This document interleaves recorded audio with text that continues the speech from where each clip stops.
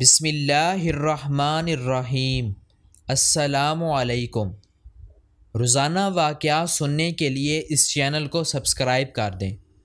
جب کفار قریش نے دیکھ لیا کہ یہ تدبیر بھی کارگر نہیں ہوتی تو سب نے مشورہ کر کے یہ طے کیا کہ وہ اپنے سب سے زیادہ چالاک سردار عتبہ بن ربیعہ کو آپ صلی اللہ علیہ وسلم کے پاس بھیجیں تاکہ وہ آپ صلی اللہ علیہ وسلم کو ہر قسم کی دنیاوی طامع دلائے، شاید اس تدبیر سے اپنے دعوے میں خوش ہو کر بیٹھ جائیں۔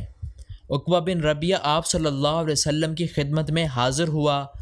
آپ صلی اللہ علیہ وسلم مسجد میں نماز پڑھ رہے تھے۔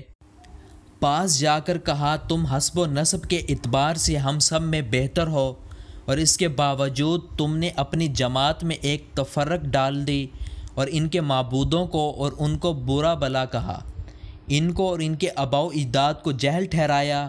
تم آج اپنے دل کی بات کہہ دو۔ اگر ان سارے قصوں سے تمہاری غرض یہ ہے کہ بڑی دولت جمع کر لو تو سنو، ہم تمہارے واسطے اتنا مال جمع کر دینے کے لیے تیار ہیں کہ تم اہل مکہ میں سب سے زیادہ مالدار ہو جاؤ گے۔ اگر یہ چاہتے ہو کہ تمہاری سرداری حاصل ہو جائے تو اس پر راضی ہیں، اور کہ تمام قریش کا سردار بنا دیں اور آپ کے حکم کے بغیر کوئی ذرہ نہ ہلائے، اور اگر آپ کی غرض بادشاہت ہے تو ہم آپ کو اپنا سب کا بادشاہ بھی بنا سکتے ہیں، اور اگر تم پر معاذ اللہ کسی جن کا اثر ہے اور یہ اسی کا کلام وہی تم لوگوں کو سناتے ہو اور تم اس کے دفع کرنے سے عاجز ہو تو ہم آپ کے لیے کوئی طبیب تلاش کریں جو آپ صلی اللہ علیہ وسلم کا علاج کرے، نعوذ باللہ۔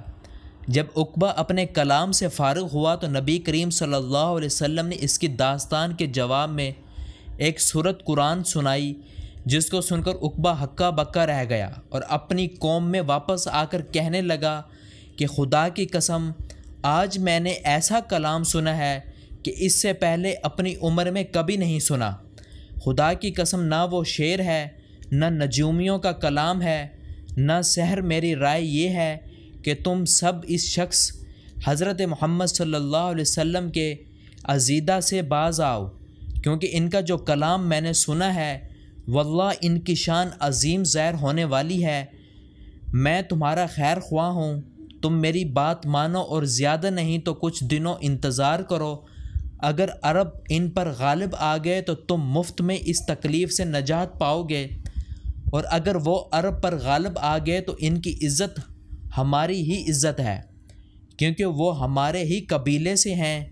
قریش اپنے سب سے زیادہ ہوشیار سردار کی یہ باتیں سن کر حیرت میں رہ گئے اور یہ کہہ کر جان چھڑائی کہ اس پر محمد صلی اللہ علیہ وسلم نے جادو کر دیا، نعوذ باللہ۔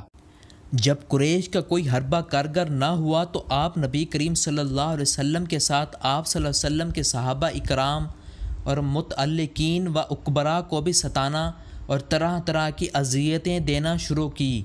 حضرت بلال وغیرہ صحابہ کو سخت اذیتیں دی گئی۔